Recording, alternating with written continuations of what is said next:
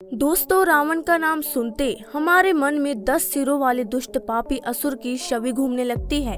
और यही वजह है, हर गली कुच्चे में आपको राम नाम का एक न एक इंसान तो जरूर मिल जाएगा। लेकिन अगर आप रावण नाम के शख्स को ढूंढने जाएंगे तो जिंदगी बीत जाएगी, लेकिन शायद ही कोई आपको इस नाम का कोई व्यक्ति मिले, क्योंकि कोई नहीं चाहता उसका नाम रामायण काल से लेकर अब तक इस दुष्ट के तौर पर पहचाने वाले असुर के नाम पर पड़े।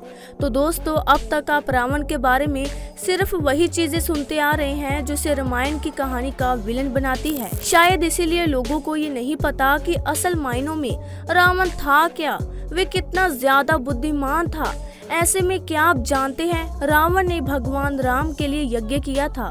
दोस्तों, क्या आपको मालूम है, क्रोधित होकर रावण ने शनि देवता को बंदी बना लिया था। इसके अलावा भी रावण के बारे में ऐसी बहुत सी अनकही कहानियां हैं, जिनके बारे में जब आप सुनेंगे तो आपके होश उड़ जाएंगे। रावण ने किया था भगवान राम के लिए यज्ञ। दोस्तों, ये बात तो हम सभी जानते हैं कि भगवान श्री राम ने लंका तक जाने के लिए वानर सेना की मदद से पुल का निर्माण किया था। पर क्या आपको मालूम है, ये जो पुल बनाया गया था वे अकेले वानर सेना की मदद से नहीं बना था, बल्कि इसमें रावण का भी योगदान था। असल में पुल बनाने से पहले सभी ने भगवान शिव की आराधना करी, क्योंकि भगवान राम शिव जी के आशीर्वाद के बिना इस काम को शुरू नहीं करना चाहते थे। अब यज्ञ करने के लिए एक विद्वान पंडित की जरूरत थी, और रावण जितना शक्तिशाली था उतना ही विद्वान भी था। और इसीलिए भगवान राम ने रावण को यज्ञ के लिए आमंत्रण भेजा, क्योंकि रावण भगवान शिव का बहुत बड़ा भक्त था। इसलिए रावण ने भगवान शिव के लिए किए जाने वाले यज्ञ को नकार नहीं पाए, और फिर रावण ने रामेश्वर जाकर यज्ञ को बड़ी सफलता पूर्वक संपन्न किया। सिर्फ इतना ही नहीं, यज्ञ पूरा होने के बाद जब राम जी ने विद्वान पंडित रावण से आशीर्वाद मांगा, तो रावण ने एक पंडित होने के कर्तव्य को निभाते हुए राम को तथास्तु भी कहा। रावण ने इस बात को जानते हुए भी आशीर्वाद दिया कि ये पुल उसके साथ युद्ध करने के लिए ही बनाया जा रहा है। रावण ने माता सीता को स्पर्श क्यों नहीं किया? दोस्तों, अक्सर लोगों के मन में सवाल आता है, जब रावण माता सीता को बंदी बनाकर ले गया तो उसने उन्हें छुआ क्यों नहीं, यानी कि उनके साथ किसी भी प्रकार की बदतमीजी या फिर जबरदस्ती क्यों नहीं की? अब इस चीज के जवाब में कई सारे लोग ये सोचते हैं कि रावण की अच्छाई थी कि उसने माता सीता का हरण करने के बावजूद उनकी मर्जी के खिलाफ उन्हें छुआ तक नहीं।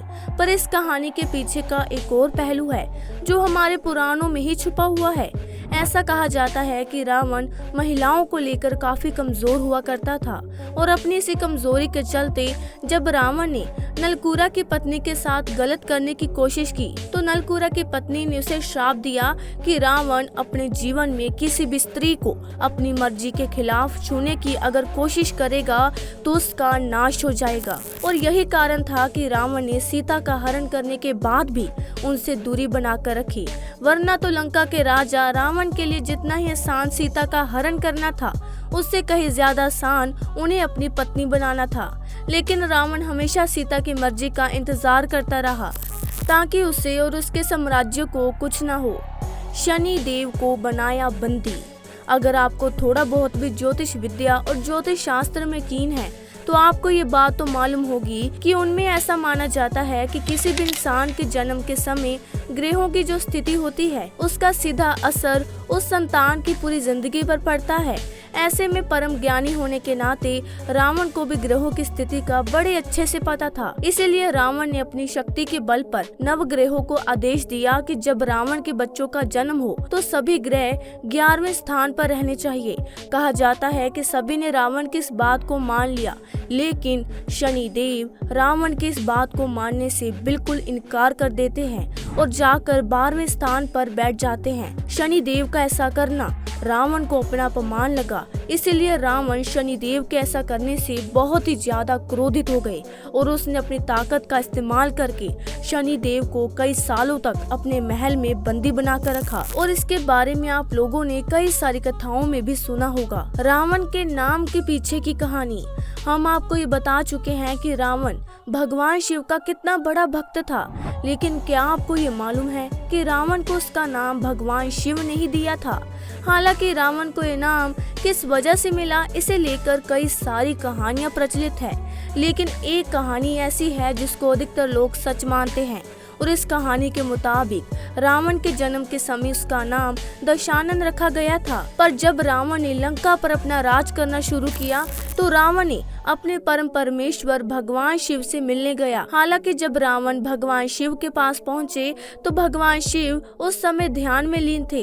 यही वजह थी कि जब रावण उनसे मिलने जा रहे थे तभी वहां रास्ते में रावण को नंदी मिले और उन्होंने रावण को भगवान शिव से मिलने से रोक दिया। अब इस वजह से गुस्से में आकर रावण ने पूरे के पूरे कैलाश पर्वत को उठा लिया, जिसकी वजह से भगवान शिव का ध्यान भंग हो गया और वो काफी क्रोधित हो गए, जिसके बाद उन्होंने अपना पैर कैलाश पर्वत पर टिका दिया। अब आप जानते हैं कि रावण चाहे कितना भी बड़ा बलशाली क्यों ना हो, भगवान शिव के आगे तो उसका बल कुछ भी नहीं। इसीलिए भगवान शिव के पैर टकराते ही रावण के दोनों हाथों की उंगलियां कैलाश पर्वत के नीचे दब गई। कहा जाता है कि उंगलियों के पर्वत के नीचे आने की वजह से रावण को इतना दर्द हुआ कि वे जोर जोर से चीखने लगा।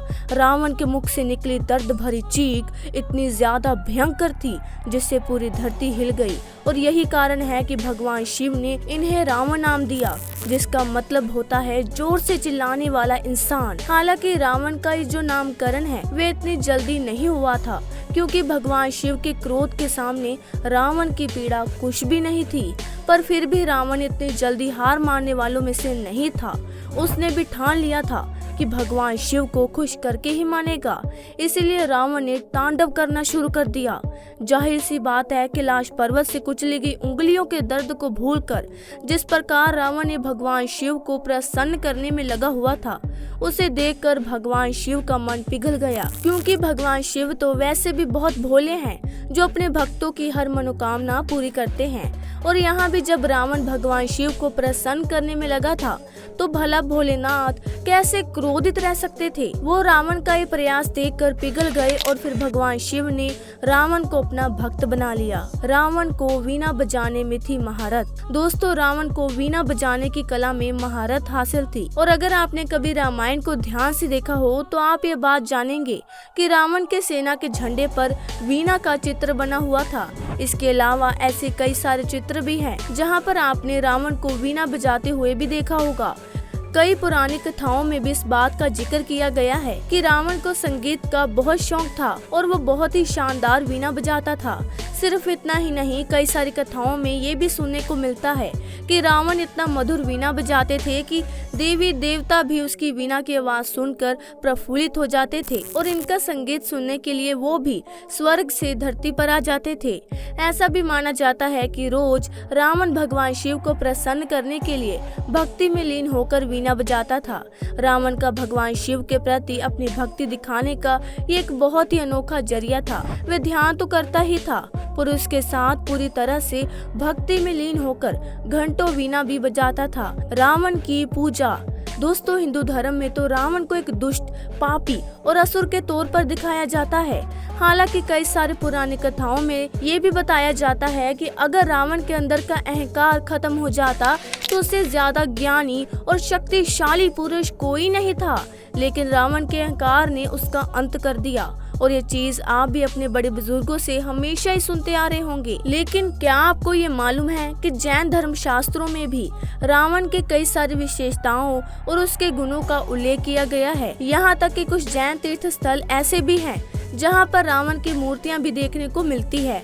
और ये सब सिर्फ इसीलिए क्योंकि जैन धर्म के मुताबिक रावण एक शुद्ध ब्राह्मण और ज्ञानी पुरुष था। और हम सभी आपसे यही कह रहे हैं कि हर किसी को रावण की तरह ही बुद्धिमान, अपने इरादों में पक्का और बलशाली होना चाहिए। लेकिन रावण की सिर्फ एक आदत जो किसी को भी नहीं अपनानी चाहिए, वो है रावण का अहंकार, जो अगर रावण के अंदर ना होता तो आज धर्म शास्त्रों की पूरी कहानी ही पलट चुकी होती। बाकी आपका इस बारे में क्या कहना है और आपको रावण की ऐसी कौन सी क्वालिटी है जो सबसे ज्यादा अच्छी लगती है, और उसके बारे में हमें कमेंट करके जरूर बताइएगा। और इस तरह के रोमांचक वीडियोस को देखते रहने के लिए चैनल को लाइक, शेयर और सब्सक्राइब करना ना भूलें। धन्यवाद।